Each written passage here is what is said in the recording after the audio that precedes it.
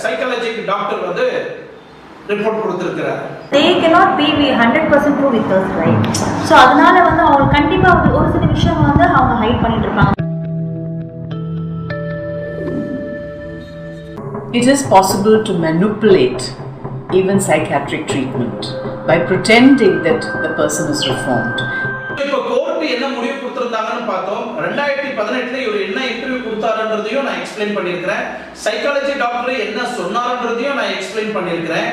அதுக்கப்புறம் கோர்ட்ல கேஸ் நடக்கும் போதெல்லாம் செய்தியாளர்கள்லாம் அவரை செய்தியை கவர் பண்ணணும், நியூஸை கவர் பண்ணணும், பப்ளிக்கு தெரிவிக்கணும் அப்படின்னு கவரேஜ் பண்ணும் போதெல்லாம் இவர் வந்து நிறைய பிரஸ் ரிப்போர்ட்டர்கிட்டலாம் எக்கச்சக்கமான வாக்குவாதம் நடந்திருக்கும். ஏன் சும்மா என்ன போட்டோ எடுத்து எல்லாருக்கும் வெளிப்படுத்துறீங்க, உங்களுக்கு வேற வெட்டி இல்லையா அப்படின்னு நிறைய வார்த்தைகள்லாம் யூஸ் பண்ணியிருப்பாரு அந்த ஒரு தருணத்துல.